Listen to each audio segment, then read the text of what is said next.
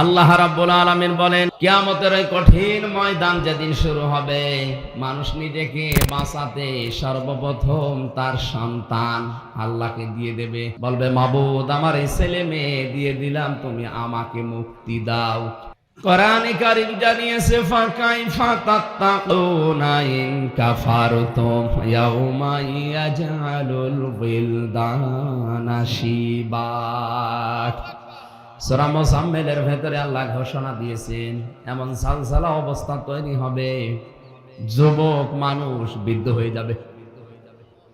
Mayor সাহেবের দাড়ি এমনিতে বাতাসে পেকে গেছে, এক কথা বলেন না কেন? 63 বছর বয়স চলছে লোকটার, এ বয়সে এসে দাড়ি পেকেছে। কয়, আমার তো 33 বছর, আমার তো দাড়ি পাকে না। তার মানে দাড়ি পাকতে বয়স লেগেছে কত? কমপক্ষে 63 বছর। আমি একটা যুবক মানুষ, আল্লাহ বলেন কিয়ামতে এমন কঠিন জালজালা অবস্থা পয়দা করব, হামজার মতো 33 বছরের যুবক মোস্তফা সাহেবের মতো 63 বছরের বুড়ো হয়ে যাবে। আপনি কথাগুলো খুব নরমাল বলছি তা না, একটু ভাবেন তো হৃদয় দিয়ে, কি অবস্থা আল্লাহ বানাবেন। আল্লাহ পাক বলেন, সন্তান হওয়ার জন্য মেয়েদের লজ্জা স্থান লাগে, কিয়ামতের কঠিন ময়দানে লজ্জা স্থান লাগবে না, পেট ফেটে বের হয়ে যাবে।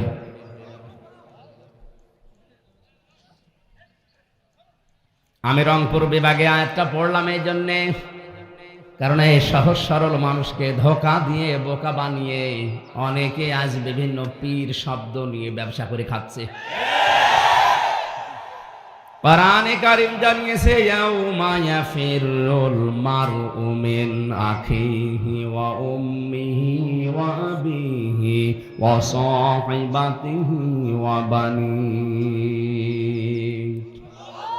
কিয়ামতে সর্বপ্রথম মানুষের এই বিপদের মুহূর্তে তার কাছ থেকে পালিয়ে যাবে তার আপন ভাই।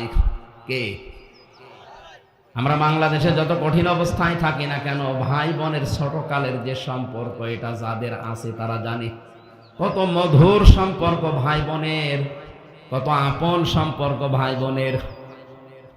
যদিও ছোটবেলায় এক অন্যের সাথে মারামারি গন্ডগোল ঝগড়া করে, বিয়ের সময় যদি বোন বিয়ে হয়ে যায়, ভাই এত শক্ত থাকার পরও কেঁদে ফেলে। আল্লাহ বলেন, কিয়ামতে এই বোন ভাইকে দেখলে পালাবে, ভাই ভাইকে দেখলে সর্বপ্রথম দৌড় দেবে, আস্তে আস্তে দৌড়াবে না। ইয়াফিরু শব্দের শাব্দিক অর্থ মাজা তুলে দৌড় দেওয়া। পুলিশ তাড়লে মানুষ যেভাবে দৌড়ায়, বাঘে তাড়লে যেভাবে দৌড়ায়, কিয়ামতে আপনার আপন ভাই ওইভাবে দৌড়াবে। 2 নম্বরে মায়ের নাম দিয়েছেন আল্লাহ, 3 নম্বরে বাবার নাম দিয়েছেন, এরপরে স্ত্রীর নাম, সন্তানের নাম, বন্ধু বান্ধবীর নাম, এরপরে নেতা নেত্রীর নাম। রংপুরবাসী বিবেক খাটান, বুদ্ধি খাটান, মাথা খাটান তো। যে 7 জনের নাম বললাম, এগুলো তো সব বানালাম নাকি? কোরআনে কারীমের সূরা আবাসার ভেতরে আল্লাহ পরিচয়গুলো তুলে দিলেন, যে তোর থেকে সর্বপ্রথম পালাবে তোর ভাই, তোর মা, তোর বাবা, তোর স্ত্রী, তোর সন্তান, তোর বন্ধু বান্ধবী, তোর নেতা খেতা। আমরা জানি দুনিয়ায় মানুষ বিপদে পড়লে এই শ্রেণীর মানুষগুলো এগিয়ে আসে, কিন্তু আল্লাহ বলছেন কিয়ামতের আগে পালাবে। কি মনে হয় আপনার, এরা যদি আগে পালিয়ে যায়? আমার তো কোরআন সামনে নিয়ে বিশ্বাস হয়েছে, কিয়ামতে অনেক পীর সাহেব বলবে, আল্লাহ আমি পীরই ছিলাম না। হ্যাঁ বলবে, আল্লাহ আমি পীরই ছিলাম না, মুরিদ পাবো কোথায়? আন্দাজে আমার পীর বলে। এখানে কারো উপরে ভরসা করে কোনো লাভ নেই। কিয়ামতে আপনাকে আল্লাহর দরবারে একা একা হাজির হওয়া লাগবে, কেউ আপনার আগে পরে থাকবে না। কিয়ামত একেবারে স্রেফ একা একা থাকবেন। ওয়া কুল্লুহুম আতিহি ইয়াউমাল কিয়ামাতি ফারদা। আল্লাহ পাক বলেন, কিয়ামতে প্রতিটি মানুষকে আমার সামনে দাঁড় করাবো স্রেফ একা একা। কয়জন করি? ও হামজা, আপনাকে একা দাঁড় করানো হবে মালিকের সামনে। ফাইদা নুফিখা ফিস সূরি ফালা আনসাবা বাইনাহুম ইয়াওমাইযিন ওয়া লা ইয়াতাসালুন। সিংহায় ফুৎকার দেওয়ার সঙ্গে সঙ্গে যত সম্পর্ক আছে, রাজনৈতিক সম্পর্ক বলেন, রক্তের সম্পর্ক বলেন, আত্মীয়তার সম্পর্ক বলেন, যত রকমের সম্পর্ক নসবের বহুবচন আনসাব, একটা সম্পর্ক আল্লাহর বাকি রাখবে না, সব কাট হয়ে যাবে। আপনজন দেখলেই মানুষ সব দৌড়াবে, পালাবে আগে। আল্লাহ পাক বলেন ওয়ালা ইয়াসালু হামিমুন হামিমা। সেদিন বন্ধু বন্ধুর সম্পর্কে কোনো প্রশ্ন জিজ্ঞাসা করবে না যে এটা আমার বন্ধু ছিল। ইউবাসসারুনাহুম, যদিও তাদের সামনাসামনি হাজির করা হবে। যতগুলো মানুষকে আল্লাহ বলেন মানুষ আমার কাছে মুক্তিপণ হিসাবে দিতে চাইবে বাঁচার জন্য, তার সর্বপ্রথম আমি নাম দিয়েছি সাহিবাতিহি। প্রথমে সন্তানাদি, এরপরে তার স্ত্রীকে বলবে আল্লাহ দিয়ে দিলাম, ওয়াখিহি তার ভাইকে দিয়ে দেবে, ওয়াফাসিলাতিহিল্লাতি তুবি তার জ্ঞাতি গোষ্ঠী, যাদের কাছে সে রাজনৈতিক আশ্রয় পেত, সামাজিক পারিবারিক আশ্রয় পেত, এই মানুষগুলোকেও বলবে আল্লাহ এদেরও দিয়ে দিলাম। কথাটা এত সহজ মনে হচ্ছে আপনার, কত কঠিন অবস্থায় পড়লে মানুষ এই বিষয়গুলো সব দিতে চায়, আপনি নিজে ভাবেন। এবার পরের কথা আরো কঠিন।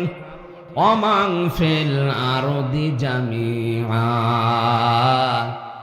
আল্লাহ বলেন শুধু সন্তান আদি, বউ, ভাই আর জ্ঞাতি গোষ্ঠী না, দুনিয়ায় যত কিছুর মালিক ছিল অস্থায়ী অস্থায়ী সব বলবে আল্লাহ আমি দিয়ে দিলাম। এরপরও তুমি আমারে বাঁচাও, আমাকে মুক্তি দাও।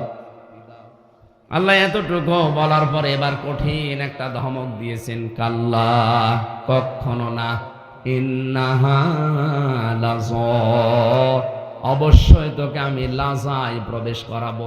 কোথায় বলেন বলেন? এই যে লাজা, এটা একটা জাহান্নামের দরজার নাম। রংপুরবাসী আমরা অনেকে এদেশে বিভ্রান্তিতে আছি যে জান্নাত 8টা, জাহান্নাম 7টা। না, কোরআন হাদিসে এটা নেই। আমি কোরআনে পেয়েছি জান্নাতও একটা, জাহান্নামও একটা, কিন্তু জাহান্নামের দরজা আমরা জানি 7টা, আর জান্নাতের দরজা 8টা না। কোরআনে আল্লাহ জাহান্নামের দরজা যদিও 7টার বর্ণনা বেশি দিয়েছেন, জান্নাতের দরজার বর্ণনা দিয়েছেন 100টার উপরে। সচরাচর আমাদের বইতে লেখা আছে হয়তো 8টা, কিন্তু জাহান্নামের স্তর বা দরজা কয়টা? মোস্তফা সাহেব আপনাদের মাননীয় মেয়র, ওনারাও যদি জিজ্ঞাসা, উনি তো জেনারেল শিক্ষিত, জান্নাত কয়টা বলেন তো, বলবে 8টা। জাহান্নাম কয়টা? 7টা। দেখলেন? জিজ্ঞাসা করেন তো কোনোদিন কোরআন হাদিসে কোনো জায়গায় পেয়েছে কিনা? শুধু শুনে শুনে। আমিও এতদিন এইটাই শুধু শুনে শুনে পাইনি। কোরআন পড়তে গিয়ে দেখি না, আমার আল্লাহ জাহান্নাম দিয়েছেন 1টা আর দরজা দিয়েছেন 7টা। আমরা হাদিসে পড়েছি জান্নাতে যাবে বেশিরভাগ সহজ সরল এবং গরিব মানুষ, আর সেগুলো এই রংপুর বিভাগে বেশি। এরা এত সহজ সরল, বিড়ি খাওয়া ছাড়া কিচ্ছু জানে না। খাবে না, ওটা আর কি বলবো, এই বদ অভ্যাস আছে রংপুর বিভাগের, ছেড়ে দিলেই ভালো। দ্বিতীয় নম্বরে গরিব মানুষ এই বিভাগে বেশি। বাংলাদেশের অন্যান্য বিভাগের চাইতে ময়মনসিংহ এবং রংপুরে 2 বিভাগে গরিব মানুষের সংখ্যা বেশি। আর নবীজি জানিয়েছেন জান্নাতে যাবে ধনীদের চাইতে 500 বছর আগে গরিব মানুষ। সুতরাং আমরা এদিকে তাকিয়ে আনন্দিত যে আমরা ওদের আগে চট্টগ্রাম, সিলেট, ঢাকা এই সমস্ত মানুষদের চাইতে রংপুর, ময়মনসিংহ এই বিভাগের মানুষগুলো নবীর এই কথা অনুযায়ী আমরা যদি একটু আমল করতে পারি 500 বছর আগে জান্নাতে যেতে পারবো ইনশাআল্লাহ। 500 বছর মানে 1, 2, 3 করে আমরা যেভাবে গণনা করি, 50 আলফা সানা মিম্মা তাউদ্দুন, মরণের পরে এক একটা দিন শুরু হবে। এই দুনিয়ার গণনা হিসাবে 50,000 বছরের মতো লম্বা। এই হিসাবে 500 বছর আপনি হিসাব করেন, ক্যালকুলেটর নষ্ট হয়ে যাবে। সুতরাং বিশাল সুযোগ, দুনিয়ায় কষ্টের মাধ্যমে হলেও আল্লাহ যে আখেরাতে আমাদেরকে দান করবেন, নবীর এই কথা আমরা 100% বিশ্বাস করি নাকি? বলেন বলেন। সুতরাং 100% বিশ্বাসের উপরে আমরা এই মনে করে আজকে বাড়ি যাব যে আল্লাহ আমাদেরকে ধনীদের চাইতে যেন 500 বছর আগে আখেরাতের যে হিসাব এ অনুযায়ী যেন জান্নাতে পৌঁছিয়ে দেন। বলেন আমিন। নবীজি জানিয়েছেন, মান ক্বালা বিহি সাদাকা, যারা কোরআন দিয়ে কথা বলে দুনিয়ায় এরা সত্য কথা বলে। সুতরাং আজকের এই ময়দান থেকে সিদ্ধান্ত নিয়ে বাড়ি যাওয়া লাগবে যে কোরআন ছাড়া অন্য কোনো বিষয়ের কথা আমরা শুনতে চাই না, আর বিশ্বাসও করি না। আমান আমিলা বিহি উজিরা, যারা কোরআন দিয়ে আমল করে তাদের পুরস্কার আল্লাহ নিজে দেবেন। আজকে আমরা কোরআনের 7টা আমলের কথা এখান থেকে শুনে যাব। 500 আমল আছে কোরআনে। কত? আজকে 7টার মতো আলোচনা করবো ইনশাআল্লাহ। আল্লাহ যেন পুরস্কার আমাদেরকে নিজের হাতে দান করে। আমার হাকামা বিহি আদালা, যারা কোরআন দিয়ে বিচার করে এরা ন্যায় বিচার কায়েম করে। অমাং দাগা ইলাইহি হাদা, যে ব্যক্তি কোরআন দিয়ে মানুষকে ডাকে আল্লাহ তাকে হেদায়েতের উপরে রাখে। তাহলে হেদায়েতের উপরে থাকতে গেলে বড় জুব্বা গায়ে দিয়ে, পাগড়ি মাথায় দিয়ে, শুধু তসবিহ হাতে নিয়ে থাকলে হেদায়েতের উপরে থাকা যায় না। হেদায়েতের উপরে থাকতে গেলে কোরআন দিয়ে মানুষকে ডাকা লাগে। কথা বুঝতেছে? তাহলে আজকে থেকে টার্গেট নেওয়া লাগবে। আমরা ডাকতে হলে কি দিয়ে ডাকবো? পরবর্তী কথাটা আরো মারাত্মক। ফাকাদ হুদিয়া ইলা সিরাতিম মুস্তাকিম। নবীজি বলেন, কেউ যদি কোরআনের ডাকে সাড়া দিতে পারে আল্লাহ তাকেও সহজ জান্নাতের পথ নসিব করে দেবে। সুতরাং আমি হেদায়েতের উপরে থাকার নিয়তে কোরআন দিয়ে আজকে ডাক দেব, আর আপনি জান্নাতের পথ পাওয়ার জন্য কোরআনের ডাকে সাড়া দিবেন। তাহলে আজকের এই মাহফিল সাকসেস হবে ইনশাআল্লাহ। বিশ্বনবী জানিয়েছেন, মান ক্বারাআল কুরআনা ফাস্তাযহারাহু ফাহাল্লা হালালাহু ওয়া হাররামা হারামাহু আদখালাহুল্লাহুল জান্নাহ ওয়া শাফাআহু ফি আশারাতিন মিন আহলি বাইতিহি কুল্লুহুম ক্বাদ ওয়াজাবাত লাহুন নার। তিরমিজি শরীফের হাদিস। হযরত আবু হুরায়রা রাদিয়াল্লাহু তাআলা আনহু বলেন, বিশ্ব নবী নিজে জানিয়েছেন যে ব্যক্তি কোরআন পড়ে কি করে। এটা কিন্তু ক্লাস চলছে, 1 ঘন্টার একটা ক্লাস হবে এখানে, কোরআনের ক্লাস। কিসের ক্লাস? ছাত্রের মতো জবাব দেবে, অন্তত যেন উপর ক্লাসে ওঠা যায়। আমরা এমন ছাত্র এখানে হব না যে ছিলাম 5-এ, এমন পরীক্ষা দিয়েছি নামিয়ে দিয়েছে 2। এরকম অনেক ছাত্র আছে। এক ছাত্র এসে কাঁদছিল বাবার কাছে। বাবা বলছে, কি কাঁদো কেন? এই ছেলে ডিস্টার্ব করো কেন? কি করো?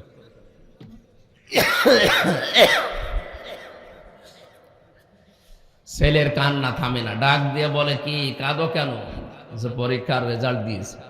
পরীক্ষার রেজাল্ট দিয়েছে তো ভালো জিনিস, পাশ করেছো না ফেল করেছো? আব্বা পাশ করলে ফেল করলেও তো একটা কথা ছিল, ছিলাম 5-এ নামিয়ে দিয়েছে 3। আমরা যেন এরকম ছাত্র না হই।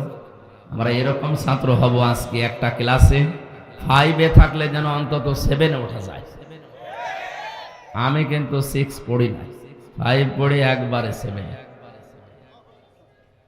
আমরা এমন ছাত্র আজকে এখান থেকে 1 ঘন্টায় তৈরি হব। আমরা 5-এ যারা আছি আমরা যেন 1 ক্লাস ডেমিয়ে 1 ক্লাস বাদ দিয়ে 7-এ 8-এ উঠতে পারি ইনশাআল্লাহ।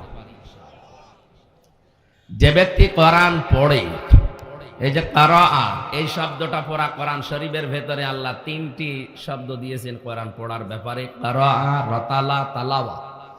যারা অভিধান বোঝে কোরআনের তাদের দেখবেন অভিধানে লেখা আছে, কেউ যদি কোরআন পড়তে চায় তার শর্ত 4টা লাগবে। কয়টা? 1 নম্বরে কেউ যদি কোরআন পড়তে চায় সে যেন শুদ্ধ করে পড়ে। অশুদ্ধ পড়লে কোরআন আবার বরদোয়া দেবে। যেন আজকের এই ময়দান থেকে আমরা শুধু এসেছি তা না, সিদ্ধান্ত নিয়ে বাড়ি যাব, মরণের আগে হলেও কোরআন শুদ্ধ করে আমরা পড়তে চাই, নারী হোক আর পুরুষ হোক। খায়রুকুম মান তাআল্লামাল কুরআন ওয়া আল্লামা। পৃথিবীতে শ্রেষ্ঠ মানুষ ওইটা নবীর দৃষ্টিতে যে ব্যক্তি কোরআন শরীফ পড়ে এবং মানুষকে পড়ায়। আমরা এই 2টা যে কোনো একটাই থাকতে চাই, হয় পড়বো না পড়াবো। 2 নাম্বার শর্ত হচ্ছে কোরআন শুধু পড়লেই শুদ্ধ করে হবে না, এটাকে বুঝতে হবে। আর আমি যতটুকু জানি বাংলাদেশে রংপুর, খুলনা এই সমস্ত বিভাগের মানুষগুলো কোরআন বোঝার ব্যাপারে একটু অনীহা, এরা বোঝেও কম, বোঝার চেষ্টাও কম। এদের যে আন্তর্জাতিক কম্পিটিশন যেগুলো হয় দেখেন, রংপুর, খুলনা এই সমস্ত বিভাগের ছেলেমেয়েরা চান্স পায় না, পায় সব চট্টগ্রাম, সিলেট, ঢাকা এই সমস্ত জায়গা।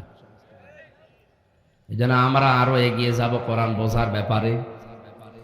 3 নম্বরে কোরআন শুধু বুঝলেই হবে না, যেখান থেকে বুঝবেন যতটুকু ওইটাই প্র্যাকটিক্যাল লাইফে, বাস্তব জীবনে সেট করার চেষ্টা চালাতে হবে ওই সময় থেকে।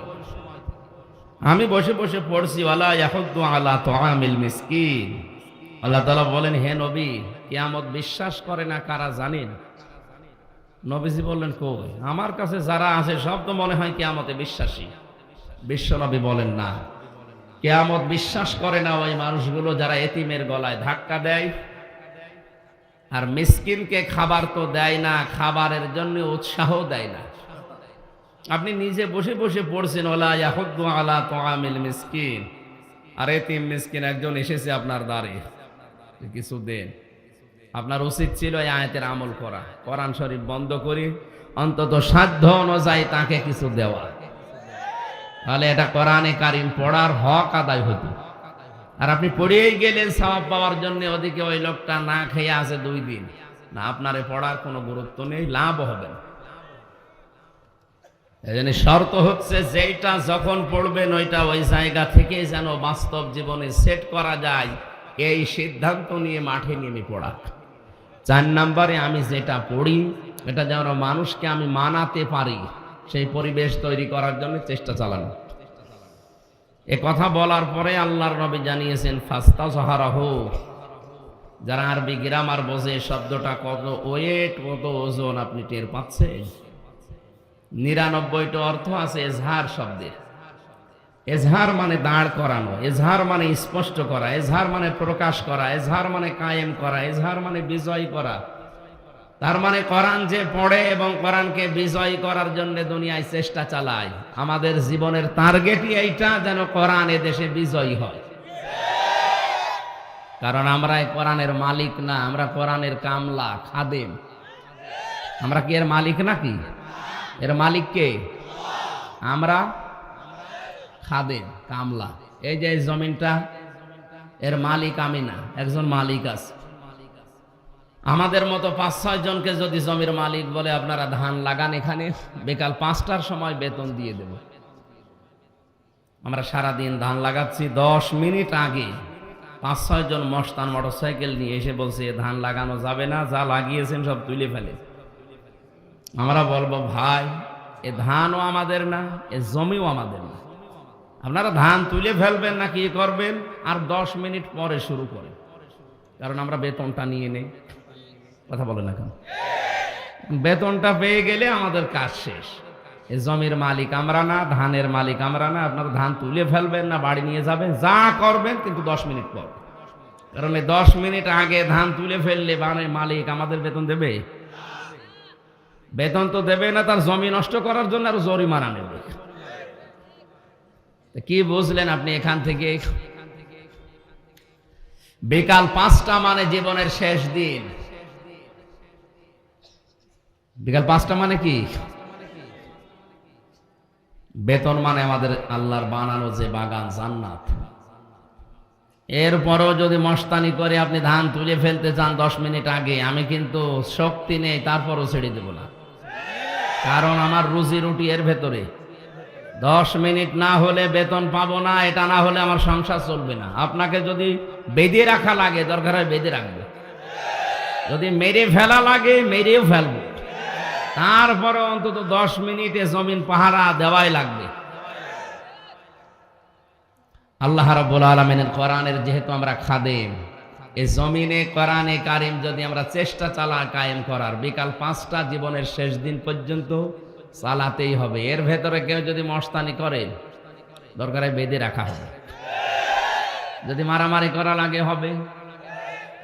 যদি হাতাহাতি হয় হবে, যদি দাঁত ফেলে দেওয়া লাগে তাও দেব, যদি মেরে ফেলা লাগে তাও মেরে ফেলবে, কারণ আমার বেতন দরকার। আমার বেতনের নাম কি? জান্নাত। বলেন বলেন। ওইটা পাওয়ার জন্য বাধা আমি দিতে আপনাকে বলি নাই, বারবার বলছে আর 10 মিনিট পরে তোলেন। এখন জমির মালিক যিনি, উনি যদি এসে দেখে মস্তানরা এরপরও জোর করে তুলে ফেলছে, আমার মনে হয় জমির মালিক যদি ওই সময় কিছু না বলে, মনে করতে হবে উনি একেবারে দুর্বল, এজন্য কিছু বলছে না। না না, যদি সামনাসামনি কিছু না বলে, মালিকের তো একেবারে কিছু নেই তা না, এত বড় জমির মালিক, তার কিছু নেই, বিভিন্ন জায়গায় তার হাত আছে। মস্তানরা যেন মনে করে এখন যদি সরাসরি আমাদের কিছু না বলে, এ মালিক যদি গোপনে বিভিন্ন রকমের হাত দিয়ে আমাদেরকে ধরে, বাপ বলার সময়ও দেবে না। এটা জমির মালিককে দেখে যদি মস্তানরা এই কথা মনে করতে পারে, তামাম পৃথিবীর মালিক যিনি, আসল মালিক কে, উনি যদি এ জমিনে দিন কায়েম, কোরআনে কারিম প্রতিষ্ঠিত, বিজয়ী হওয়ার ব্যাপারে যারা বাধা দিচ্ছে, উনি যদি কিছু না বলে, মনে করতে হবে আল্লাহর শক্তি এখন আর নেই। শক্তি থাকার পরও কিছু বলছে না, আপনি বিশ্বাস করতে পারেন এখন হয়তো কিছু বলছে না। ইন্নাহুম ইয়াকিদুনা কায়দা ওয়া আকিদু কায়দা ফামাহিলিল কাফিরিনা আমহিলহুম রুয়াইদা। আল্লাহ ছাড় দেন, ছেড়ে দেন না। এই জন্য যে সমস্ত মস্তানি করছেন আপনি থামেন, আল্লাহ যদি ধরে বাপ বলার সময় পাবেন না। আমরা তো কামলা, আমরা খাদেম, আমরা জন, মনীষ, পাট, লেবার যাই বলেন, আমরা চেষ্টা করে যাব জীবনের শেষ দিন পর্যন্ত। কায়েম হলে ভালো, না হলেও অসুবিধা নেই, আমাদের বেতন আছে। তো আপনি কি করলেন? আপনি এটা বাধা দিয়ে নিজের কপালে আগুন লাগালেন। এজন্য এই আগুন যেন না লাগে সেদিকে খেয়াল রাখবেন। ফাস্তাজহারাহু, যে ব্যক্তি কোরআনকে বিজয়ী করার জন্য দুনিয়ায় চেষ্টা চালাবে, আদখালাহুল্লাহুল জান্নাহ। এর আগে দুইটা শব্দ ছিল, ফাহাল্লা হালালাহু ওয়া হাররামা হারামাহু। কেন? ইজহার করার পরে, বিজয়ী করার পরে আল্লাহ হালাল হারামের কথা নবীজি বললেন কেন? হাদিসের ব্যাখ্যায় আমি পড়েছি, বিশ্ব নবী জানিয়েছেন, কোরআনে কারিম যদি ব্যক্তি, পরিবার, সমাজ এবং রাষ্ট্রে কায়েম থাকে, বিজয়ী থাকে, তাহলে ওই দেশে হালালকে হালাল, হারামকে হারাম জেনে চলা সহজ। আর কোরআন যদি কায়েম না থাকে, ও দেশে যদি জিবরাইলও বাস করে, তারও হালালকে হালাল, হারামকে হারাম জেনে ছেড়ে দেওয়া কঠিন। এদেশে আজ কোরআন বিজয় নেই। এই জন্য যে আমার মাথার ভেতরে যে টুপি, অনেক সুন্দর দেখতে মনে হচ্ছে, কিন্তু এর ভেতরেও সুদ আছে। এখন যদি বলেন হুজুর কি বললেন, সুদের টুপি মাথায় দিয়ে ওয়াজ করছে, হ্যাঁ, কারণ হয়তো আমি 200 টাকা দিয়ে এই টুপিটা কিনেছি, টাকা আমার জায়েজ, টাকা হালাল। এই টুপিটা যে মার্কেটে, যে ফ্যাক্টরিতে তৈরি হয়েছে, ওই ফ্যাক্টরির মালিক লোন নিয়ে ফ্যাক্টরিটা দিয়েছে। কথা বলছেন এখানে। তাহলে ডাইরেক্ট ইনডাইরেক্ট এদেশে যতদিন যাকাত ভিত্তিক অর্থনীতি কায়েম না হবে, ফেরেশতা জিবরাইল এসে যদি বাস করে এদেশে, সেও সুদখোর। এই জন্য যাকাত ভিত্তিক অর্থনীতি কায়েম যতদিন না হয়, এটা কোরআনের নির্দেশ না? নামাজের কথা 82 বার, যাকাতের কথা ফাকিমুস সালাতা ওয়া আতাবুজ যাকাত, নামাজ কায়েম করো, যাকাত প্রদান করো। এই জন্য আমাদের দেশে যারা দায়িত্বে আছে, আমাদের প্রধানমন্ত্রী শেখ হাসিনা সহ যারাই দায়িত্বে আছেন, অর্থনৈতিক যে বিষয়, এটা ইবাদত আমরা অনেকে মনেই করি না। এটা যে একটা ইবাদত অনেকে মনে করি না, অথচ হালাল রুজি না হলে আপনার ইবাদতও কবুল হবে না। বলেন, যাকাত ভিত্তিক অর্থনীতি কায়েম হয়ে গেলে বাইরের দেশে আমাদের এভাবে আর হাত পাতা লাগবে না। বিভিন্ন ব্যাংকে যে টাকাগুলো পড়ে আছে, এই টাকাগুলো যদি সরকার কালেক্ট করে যাকাতের মাধ্যমে, এককালীন দানের মাধ্যমে, এদেশে 3 বছর পরে যাকাত নেওয়ার জন্য মাইকে ঘোষণা দেওয়াও মানুষ পাওয়া যাবে।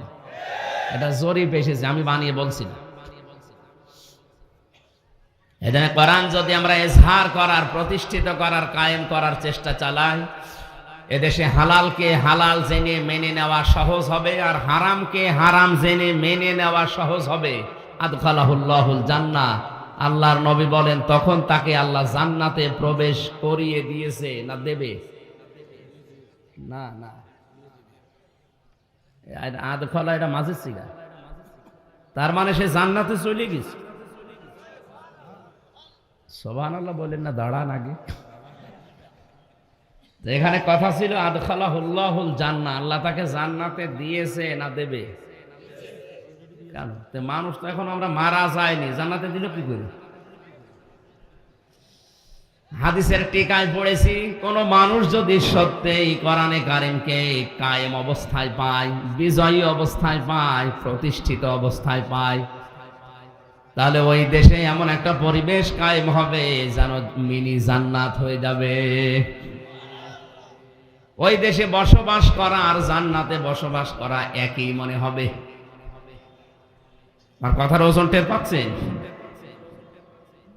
আশাফাহু ফি আশারাতিন মিন আহলি বাইতিহি কুল্লুহুম ক্বাদ ওয়াজাবাত লাহুন নার, তাকে সুপারিশ করার জন্য যোগ্যতা তাকে আল্লাহ দান করবেন এমন 10 জনের ব্যাপারে তার পরিবারস্থ লোকদের, যাদের জন্য জাহান্নামের সিদ্ধান্ত হয়ে গিয়েছিল, শুধুমাত্র কোরআনের ইজ্জতে মহান আল্লাহ তার সুপারিশ গ্রহণ করে তাদের জান্নাতে ঢুকিয়ে দেবেন। এই কোরআন পড়ার জন্য, শোনার জন্য, বোঝার জন্য, মানার জন্য আমরা এসেছি। সেখান থেকে 6666টি আয়াতের মাত্র কয়েকটা আয়াত আমরা পড়েছি সূরা মাআরিজ থেকে। তাফসীরুল কোরআন মাহফিল লেখা আছে, তাফসীর আকারে আমরা কথা বলবো ইনশাআল্লাহ। আমার আজকের আলোচনার বিষয় হচ্ছে মুক্তিপণ। কি বললাম? বলেন না কেন? মুক্তিপণ শব্দ শুনেই কেমন ভয় ভয় লাগছে না? অনেককে ধরে নিয়ে যায়, তখন মুক্তিপণ দাবি করে।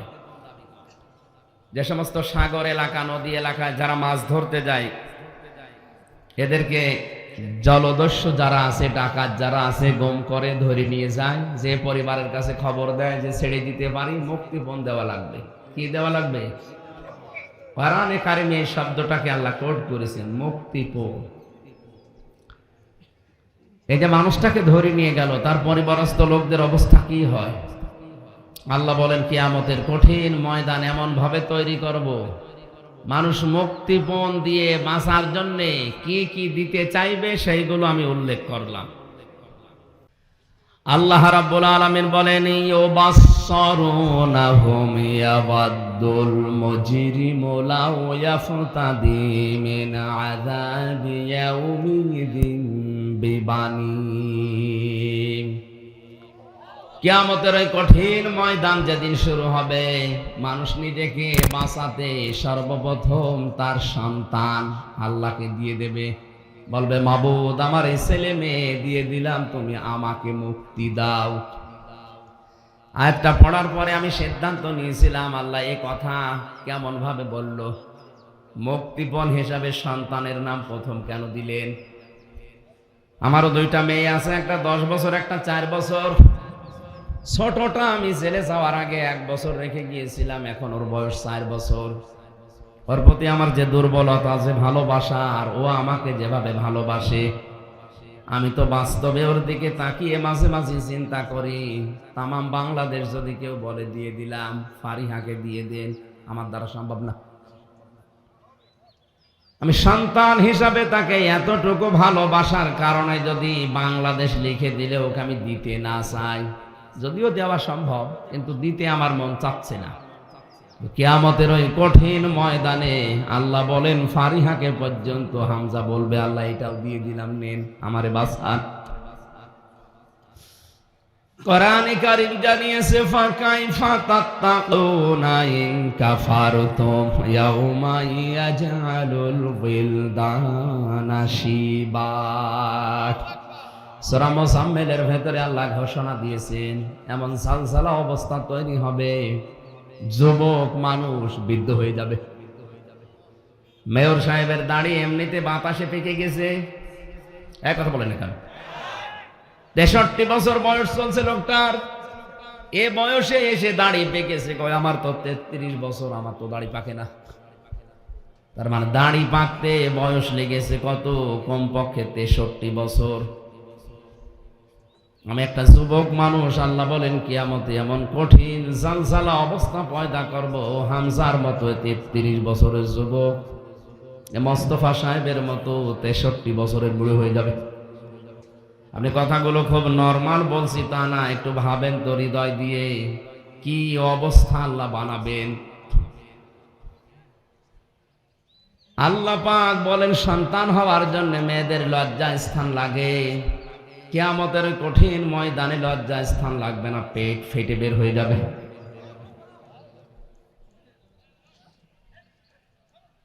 আমি রংপুর বিভাগে আয়াতটা পড়লাম এই জন্যে, কারণ এই সহজ সরল মানুষকে ধোঁকা দিয়ে বোকা বানিয়ে অনেকে আজ বিভিন্ন পীর শব্দ নিয়ে ব্যবসা করে খাচ্ছে। কোরআনে কারীম জানিয়েছে ইয়াউমা ইয়াফিরুল মারউ মিন আখিহি ওয়া উম্মিহি ওয়া আবিহি ওয়া সাহিবাতিহি ওয়া বানিহি। কিয়ামতে সর্বপ্রথম মানুষের এই বিপদের মুহূর্তে তার কাছ থেকে পালিয়ে যাবে তার আপন ভাই। কে? আমরা বাংলাদেশে যত কঠিন অবস্থায় থাকি না কেন, ভাই বোনের ছোটকালের যে সম্পর্ক, এটা যাদের আছে তারা জানে কত মধুর সম্পর্ক ভাই বোনের, কত আপন সম্পর্ক ভাই বোনের। যদিও ছোটবেলায় এক অন্যের সাথে মারামারি গন্ডগোল ঝগড়া করে, বিয়ের সময় যদি বোন বিয়ে হয়ে যায়, ভাই এত শক্ত থাকার পরও কেঁদে ফেলে। আল্লাহ বলেন কিয়ামতে এই বোন ভাইকে দেখলে পালাবে, ভাই ভাইকে দেখলে সর্বপ্রথম দৌড় দেবে, আস্তে আস্তে দৌড়াবে না। ইয়াফিরু শব্দের শাব্দিক অর্থ মাজা তুলে দৌড় দেওয়া। পুলিশ তাড়লে মানুষ যেভাবে দৌড়ায়, বাঘে তাড়লে যেভাবে দৌড়ায়, কিয়ামতে আপনার আপন ভাই ওইভাবে দৌড়াবে। 2 নম্বরে মায়ের নাম দিয়েছেন আল্লাহ, 3 নম্বরে বাবার নাম দিয়েছেন, এরপরে স্ত্রীর নাম, সন্তানের নাম, বন্ধু বান্ধবীর নাম, এরপরে নেতা নেত্রীর নাম। রংপুরবাসী বিবেক খাটান, বুদ্ধি খাটান, মাথা খাটান তো। যে 7 জনের নাম বললাম এগুলো তো সব বানালাম নাকি? কোরআনে কারীমের সূরা আবাসার ভেতরে আল্লাহ পরিচয়গুলো তুলে দিলেন যে তোর থেকে সর্বপ্রথম পালাবে তোর ভাই, তোর মা, তোর বাবা, তোর স্ত্রী, তোর সন্তান, তোর বন্ধু বান্ধবী, তোর নেতা খেতা। আমরা জানি দুনিয়ায় মানুষ বিপদে পড়লে এই শ্রেণীর মানুষগুলো এগিয়ে আসে, কিন্তু আল্লাহ বলছেন কিয়ামতের আগে পালাবে। কি মনে হয় আপনার, এরা যদি আগে পালিয়ে যায়?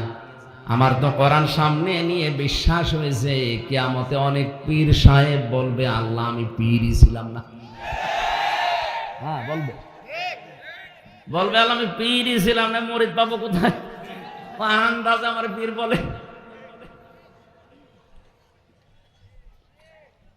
এখানে কারো উপরে ভরসা করে কোনো লাভ নেই। কিয়ামতে আপনাকে আল্লাহর দরবারে একা একা হাজির হওয়া লাগবে, কেউ আপনার আগে পরে থাকবে না। কিয়ামত একেবারে স্রেফ একা একা থাকবেন।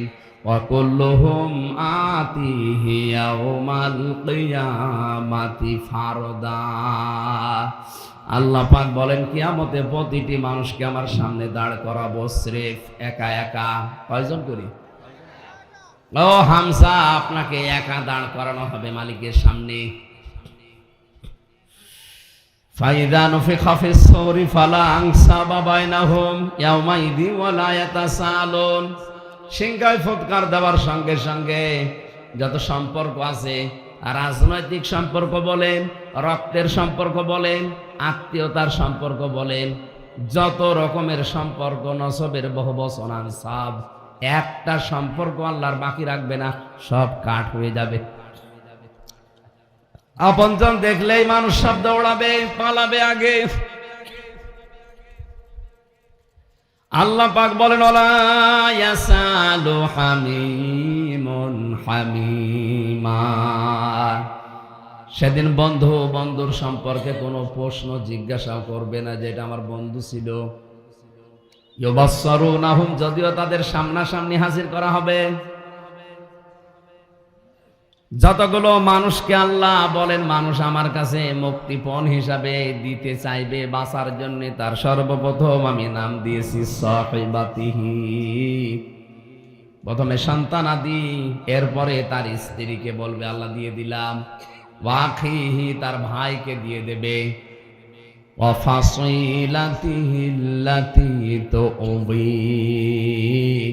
তার জ্ঞাতি গোষ্ঠী, যাদের কাছে সে রাজনৈতিক আশ্রয় পেত, সামাজিক পারিবারিক আশ্রয় পেত, এই মানুষগুলোকেও বলবে আল্লাহ এদেরও দিয়ে দিলাম।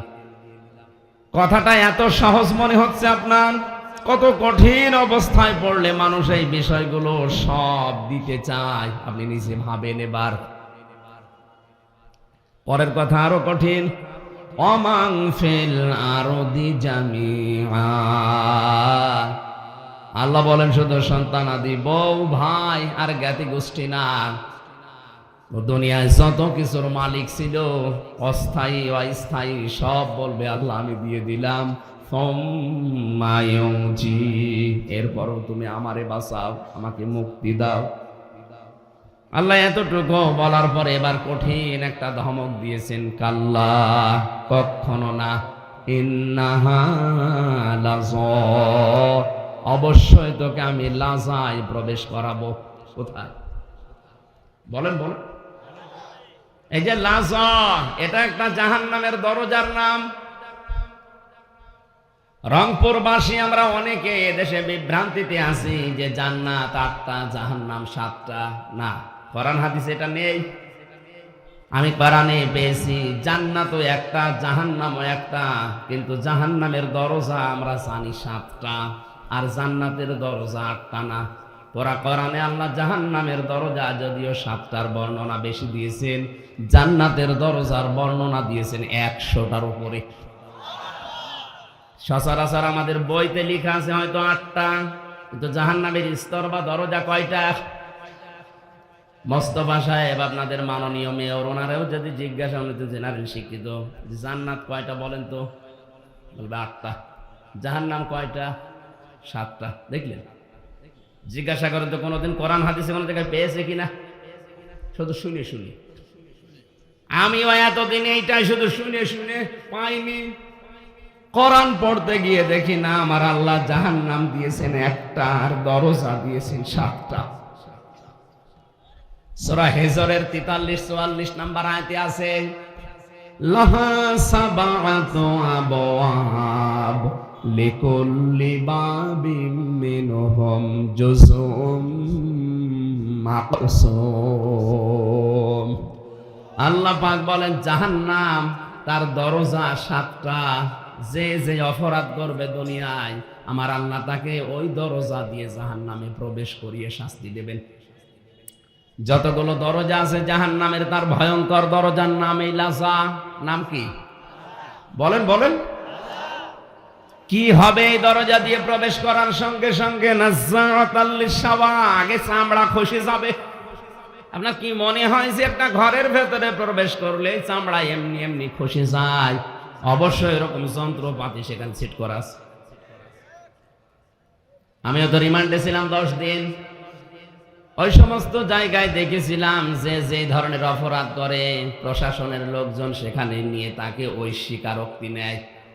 আমার তো মূল্য চুরির মামলা মনে করেন, আমার তো আর ওই জায়গায় নেবে না। যে অস্ত্র নিয়ে ধরা পড়েছে মার্ডার মামলার আসামি, তার থেকে স্বীকারোক্তি নেওয়ার জন্য কিন্তু বলবে না সোনা মধু একটু বলো, বলবে তার নখ তুলে নেবে, তারা এমন এমন দৃশ্য দেখাবে, দৃশ্য দেখলে যে আপনার নখ উঠে যাবে তা না, নখ ধরে টান দেওয়া লাগবে। আল্লাহ বলেন এমন এক দরজা দিয়ে প্রবেশ করাবো, নাযাআতাল লিশাওয়া, ও ঘরে ঢুকলেই তোর চামড়া খসে যাবে। তাহলে এমন একটা মেশিন সেট করা আছে যন্ত্রপাতি দিয়ে, ও ঘরে ঢুকলে আগে চামড়া খসে যায়। এই জায়গাটা খুব সহজ। বলেন বলেন? এই জায়গায় আল্লাহ দেবেন কাদের? তাহলে আজকে থেকে এই নিরসনটা হয়েছে আমাদের ভুলের, যে জাহান্নাম একটা, এর দরজা বা স্তর 7টা। কয়টা? যে যেই ধরনের অপরাধ দুনিয়ায় করবে, আল্লাহ তাকে ওই দরজা দিয়ে প্রবেশ করিয়ে ওই রকম শাস্তি দেবে। আজকের আলোচনা থেকে আমরা প্রমাণ করব যে আমি কোন দরজা দিয়ে প্রবেশ করার উপযুক্ত হয়েছি। কারণ আমি তো যে কোনো একটা অপরাধে আছি এই 7টার। আমরা আজকে দেখবো যে আমি কোন অপরাধের কারণে কোন দরজা দিয়ে প্রবেশ করার জন্য আল্লাহ আমার উপযুক্ত করিস। যদি আমি ওই দরজার সামনে থাকি, যেমন হুতমা আছে, হোমাজাস, হাবিয়া আছে, লাজা আছে, সাকার আছে, সাঈর আছে, জাহান্নাম আছে। এই 7টা দরজা আমার আল্লাহ বানিয়েছে। আপনি আজকে এখান থেকে জেনে যাবেন যে আপনি কোন দরজার সামনে দাঁড়িয়ে আছেন। যদি দেখেন আপনি হাবিয়ার সামনে, যদি হোতামার সামনে, যদি লাজার সামনে, সাগলিরের সামনে, সাকারের সামনে, জাহিমের সামনে, জাহান্নামের সামনে, জাহান্নাম একটা দরজার নাম। যে কোনো দরজায় অবশ্যই আমরা কেউ না কেউ আছি। যদি থাকি, আজকের আলোচনা শেষে ওই দরজা থেকে এক দৌড়ে আমরা জান্নাতের 100টা দরজা আছে, যে কোনো দরজায় প্রবেশ করব ইনশাআল্লাহ। আজকে আমার রাতের আলোচনা আছে মাওলানা সিরাজুল ইসলাম ফারুকী ভাইয়ের, এর রাজারহাট কুড়িগ্রাম, রাজারহাট, রাত 9টা থেকে 11টা পর্যন্ত। ওখানে আমি জান্নাতের 100টা স্তরের কথা বলার চেষ্টা চালাবো, যে কয়টা পারি। আজকে জাহান্নামের স্তরগুলো বলছি, খুব মনোযোগ দিয়ে শুনবেন যে আপনি কোন দরজায় দাঁড়িয়ে আছেন। কষ্ট হচ্ছে?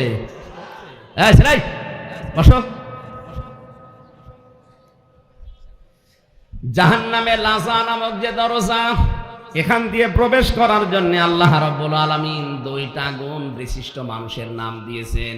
রংপুর বাসী, দেখেন তো আপনার ভেতরে আছে কিনা, নাকি এই আয়াত বাদ দিয়ে দেব? আমার মনে হয় এই আয়াতে এলাকায় নেই।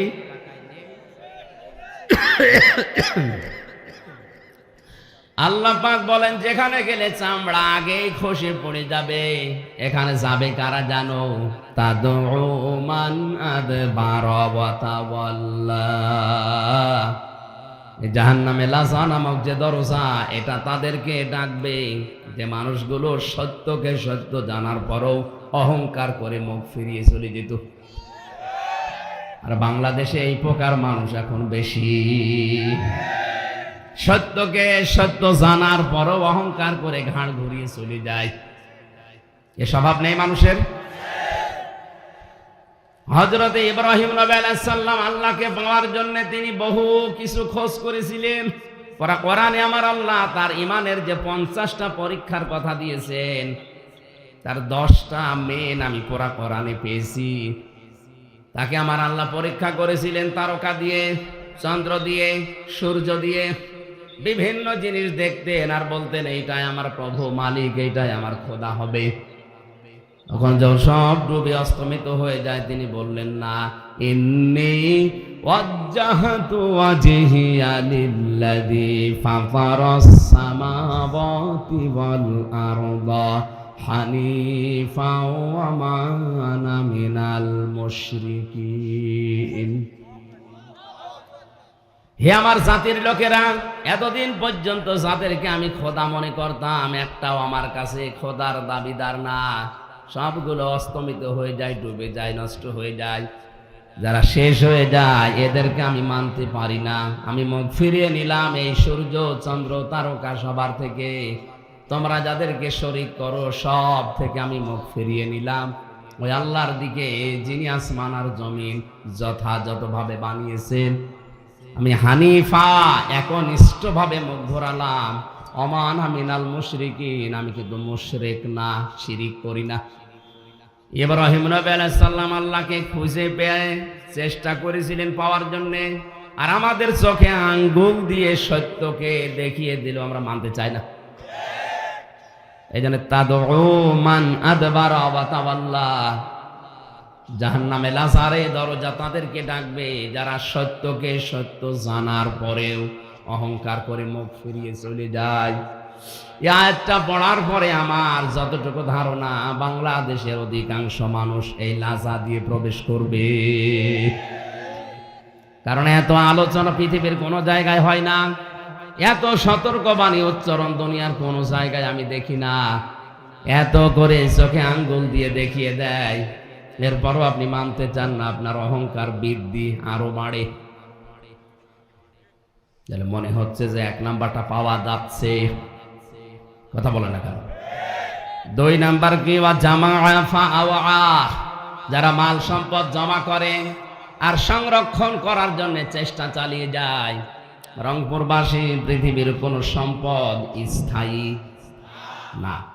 আপনি এখনই চোখ বন্ধ করেন, এমনি মিথ্যায় চোখ বন্ধ করে আপনি দেখেন সব কেমন যেন আপনার পর হয়ে যাচ্ছে।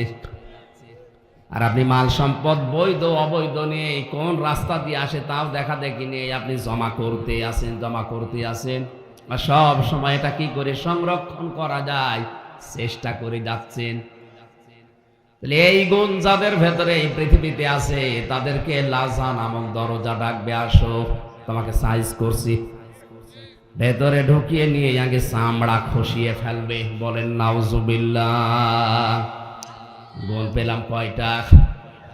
বাংলাদেশে দ্বিতীয় গুণের মানুষ আমরা এখন অহরহ দেখতে পাচ্ছি। বৈধ নেই অবৈধ নেই, খালি জমা করে আর সংরক্ষণ কি করে করা যায়। যারা অবৈধভাবে ইনকাম করছেন দুইটা ক্ষতি হবে তাদের। এক নম্বরে ওই সম্পদ আপনাকে আল্লাহ ভোগ করতে দেবে না। এটা তো আমি বানালাম নাকি? সূরা তাহা 16 নম্বর পারা 19 নম্বর পৃষ্ঠার 13 নম্বর লাইনের 124 নম্বর আয়াতে আছে, অমান আ'রাদা আন যিকরি ফাইন্না লাহু মাঈশাতান দানকা ওয়া নাহশুরুহু ইয়াওমাল কিয়ামাতি আ'মা। যে ব্যক্তি আল্লাহর আইন বাদ দিয়ে, আল্লাহর বিধান বাদ দিয়ে উপায় করবে দুনিয়ায়, আল্লাহ পাক তার জীবনকে সংকীর্ণ করে দেবে। এদেশে আজ 1734 জন মানুষ মেন দায়িত্বে আছে। তাদের জন্য বলছি, কারণ এটা রেকর্ড হচ্ছে, কালকে সারা দুনিয়া ছড়িয়ে যাবে। এই 1734 জন মানুষ এরাই বেশি বেশি ইনকাম করছেন। আপনারা জামা ফাওয়া আর এগুলো সংরক্ষণ করার জন্য অনেকেই বেগম পাড়া পর্যন্ত বানাচ্ছে। কয় মোস্তফা সাহেবের তো বেগম পাড়া নেই, আছে? যারা আজ অবৈধ বৈধ দেখা দেখি নেই কামাই করছেন, শুধু এই যে দঙ্কা শব্দ আল্লাহ কোরআনে খেলা করার জন্য দিয়েছে তা না। আপনার জীবনের আয় উন্নতি দিয়ে আল্লাহ কোনো বরকত রাখবে না। কোরআনের আয়াত আপনি 100% বিশ্বাস করেন তো? হ্যাঁ, সুতরাং আমরা এখনই সতর্ক হব। এই লাজা নামক দরজা দিয়ে গেলে আল্লাহ ছেড়ে দিচ্ছে না, আগে চামড়া খসিয়ে ফেলবে, এরপরে শাস্তি শুরু হবে। যারা অবৈধভাবে আজ টাকা পয়সা ইনকাম করে পাহাড় পর্যন্ত তৈরি করে ফেলছেন আর সংরক্ষণ করার জন্য বিভিন্ন লাইন অবলম্বন করছেন, বৈধ অবৈধ দেখা দেখি নেই যে এটা টিকিয়ে রাখা লাগবে। আল্লাহ পাক বলেন দুনিয়ার জীবন তো সংকীর্ণ করে দেবই, ময়দানে মাহশারে যেদিন তোরে তুলবো চোখ দেব না, অন্ধ করে তুলবো। ক্বালা রাব্বি লিমা হাশারতানি আ'মা ওয়া ক্বাদ কুনতু বাসীরা। লোকটা তখন বলবে, মাবুদ আমার তো চোখ ছিল, আজকে আমি অন্ধ, একটু চোখ দাও, একটু আদম নবী দেখবো। কোন নবী? একটু আদম নবী কেমন ছিল? 60 হাত লম্বা ছিল, 36 হাত মোটা ছিল, একটু দেখবো কেমন লাগে। আল্লাহ ধমক দেবেন ওই সময়। কোরআনে কারীম বলেছে, ক্বালা কাযালিকা আতাতকা আয়াতুনা ফানাসিতাহা ওয়া কাযালিকা লিয়াউমা তুনসা। এই নাফরমান, তোর কাছে আমার আয়াতগুলো এইভাবে গিয়েছিল, জানার পরে যেভাবে ভুলেছিলে, আজকের এই কঠিন ময়দানে আমি আল্লাহ তোরে ভুলে গেলাম। তাফসিরে ফি জিলালিল কোরআনে মুফাসসির লিখেছেন, আল্লাহ শুধু ধমক দিয়ে শেষ করবেন না। আল্লাহ পাক বলবেন, তুই যে আমার বান্দা ছিলি, তুই যে আমার বান্দি ছিলি, তোর নাম হামজা ছিল, তোর নাম রহিমা ছিল, কোনদিন আমার এই কুদরতের জবানে তোর নাম আমি আর উচ্চারণ করব না। একটু নিজের সাথে মিলিয়ে দেখেন তো ওই ময়দানে কি অবস্থা হবে যদি আল্লাহ কোনদিন আপনার নামটা, এই যে বসে আছে রেজাউল ভাই, মোস্তফা, আল্লাহ যদি বলে মোস্তফা নামে আমার কোনো বান্দা ছিল, কোনদিন আমার এই জবানে আর উচ্চারণ হবে না, যা করে ভুলে গেলাম। উনি কিয়ামত পর্যন্ত মেয়ের থেকে কোনো লাভ আছে না। ময়দানে মাহশারে, ওই কঠিন ময়দানে আল্লাহ যদি বলে হামজা যা, তোরে আমি মাফ করে দিলাম, আমি যদি সারা জীবন জেলখানায় কাটাই তাও আমার জীবন সফল।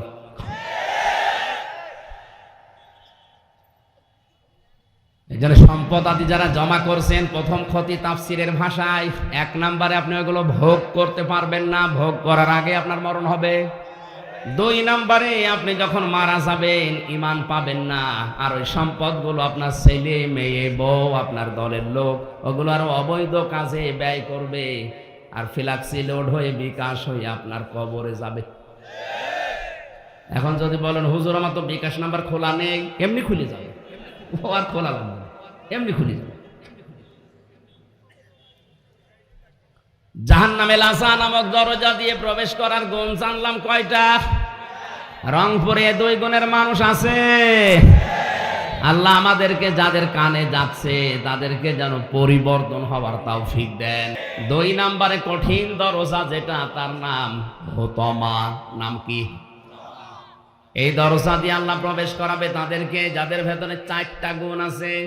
এবার দেখেন তো আপনার ভেতরে পাওয়া যায় কিনা। ওয়াইলুল লিকুল্লি হুমাযাতিল লুমাযা। 1 নম্বরে যে মানুষগুলো সামনে পেছনে মানুষের দোষ চর্চা করে, মানুষের নিন্দা করে, এটা তো দেশে নেই। একে অন্যের কথা লাগায়, কানে কানে লাগিয়ে সম্পর্ক নষ্ট করে দেয়, তালাতালি করে ধ্বংস হয়ে যাক ওই মানুষগুলো যারা সামনে পেছনে মানুষের নিন্দা করে। যে দোষ মানুষ করে নাই, ওই দোষ তার উপরে চাপিয়ে দিয়ে তার জীবনটা নষ্ট করে দেয়। আর এটা বাংলাদেশে এখন সবচেয়ে বেশি। কিচ্ছু জানি না, আন্দাজে এক দোষ আমার উপরে চাপিয়ে আমার জীবনটা জাহান্নাম বানিয়ে দিল। এই কথা বলছেন না কেন? আর এটা মেয়েদের ভেতরে বেশি। ওরা এক জায়গায় বসলে শুধু দোষ চর্চা করে। সম্মানিতা মা বোনেরা মনে করছেন হুজুর আমাদের শত্রু না, আমি আপনাদের ভালোবাসি। জাহান্নামে হুতমা নামক দরজা দিয়ে যেন যাওয়া না লাগে, এখনই থেমে যান। যারা দোষ চর্চা করছেন, এর কথা ওর কাছে লাগাচ্ছেন, তালাতালি করছেন, যদি এরকম কোন মহিলা এলাকায় থাকেন তার জন্য পুরা রংপুরের মানুষের দোয়া কবুল বন্ধ হয়ে যাচ্ছে। আপনি মনে করছেন এই আর কি, এতটুকুই কি হয়? কি হয় মানে একটা মানুষের সম্পর্ক নষ্ট করে দেওয়া কত বড় কঠিন অপরাধ। আল্লাহ রাব্বুল আলামিন জানিয়েছেন জাহান্নামে হুতমা নামক যে দরজা দিয়ে প্রবেশ করাবো, এ দরজার প্রথম নম্বরে তারা যাবে যারা মানুষের দোষ চর্চা করে, এর কথা ওর কাছে লাগায়, তালাতালি করে মানুষের সম্পর্ক নষ্ট করে। এখানে অনেক বহু মানুষ বসে আছে 3 দিনের উপরে বিনা কারণে কথা বন্ধ করি, অথচ দুনিয়াবি কোনো বিষয়ে যদি কেউ 3 দিনের উপরে কথা বন্ধ করে মারা যায়, ও ঈমান পায় না, বেঈমান হয়ে মরে। 3 দিন না, 3 বছর কথা বলেন এরকম মানুষ নেই। অথচ বড় কোনো বিষয় না, মুরগিতে ধান খেয়েছে এই কারণে কথা বলে না।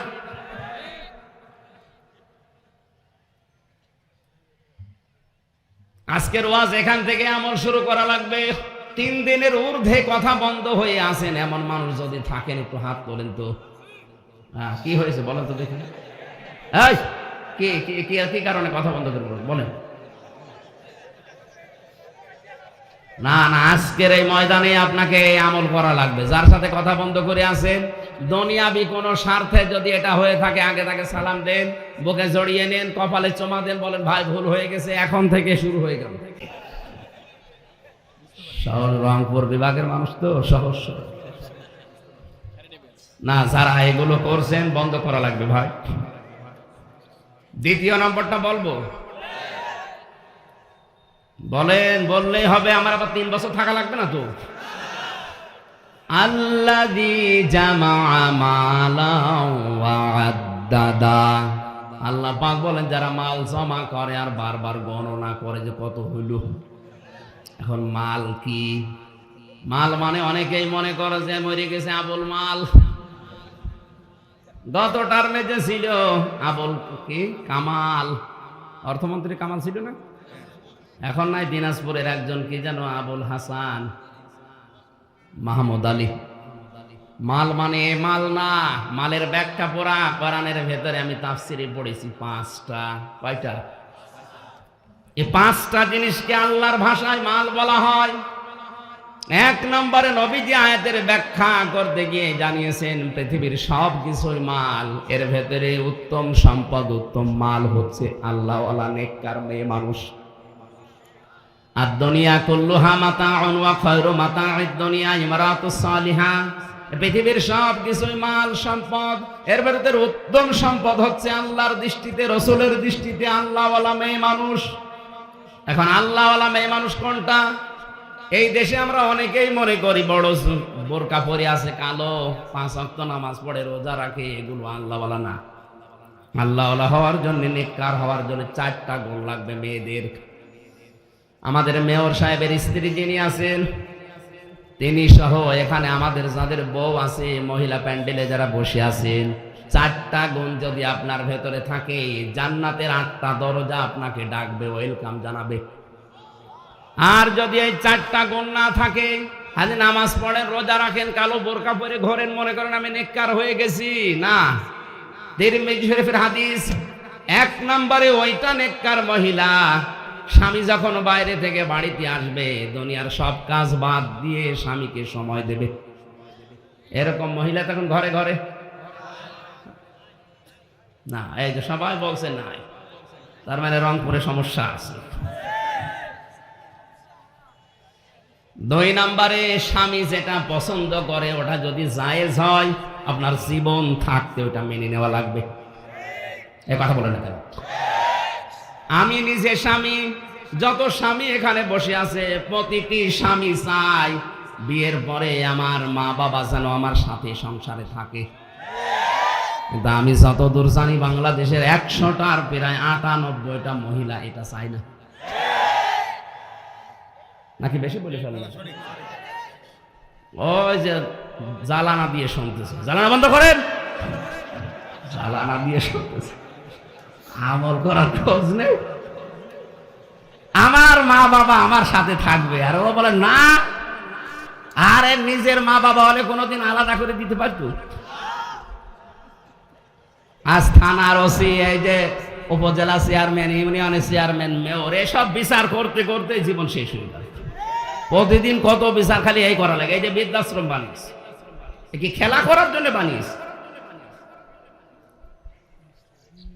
কিছুদিন আগে একটা ভিডিও ঘুরছিল, 6টা ছেলে মেয়ে, লোকটার বউ মারা গেছে অনেক আগে, লোকটার বয়স 95 বছরের উপরে, 6টা ছেলে মেয়ে, সব হায়ার এডুকেটেড, সব অনার্স মাস্টার্স করা, 4টা ছেলে 2টা মেয়ে, সব ভাই বোন মিলে জায়গা জমিগুলো নিজেদের নামে লিখে নিয়ে শেষ পর্যন্ত লোকটাকে রাস্তায় ছেড়ে দিয়ে যা। 95 বছর বয়স লোকটা, দেখেন কিছুদিন পরে পড়বে আর মরবে, ট্রেনে পড়ে মরে থাকবে, কুকুরের খাবার হবে। এক কথা বলছেন।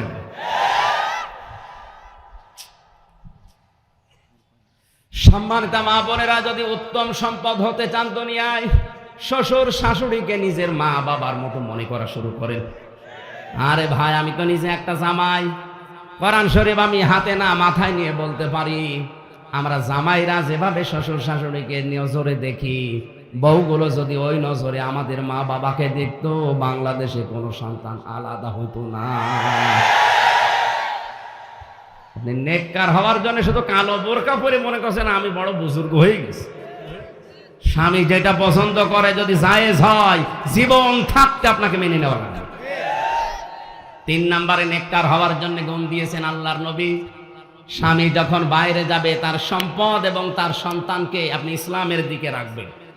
স্বামী বাইরে চলে যায়, আপনি সারাদিন বসে বসে সিরিয়াল দেখেন, আর ওগুলো সব জীবনে মিলায় যে আমি হব কটকটি আর মেয়ে হবে কিরণমালা।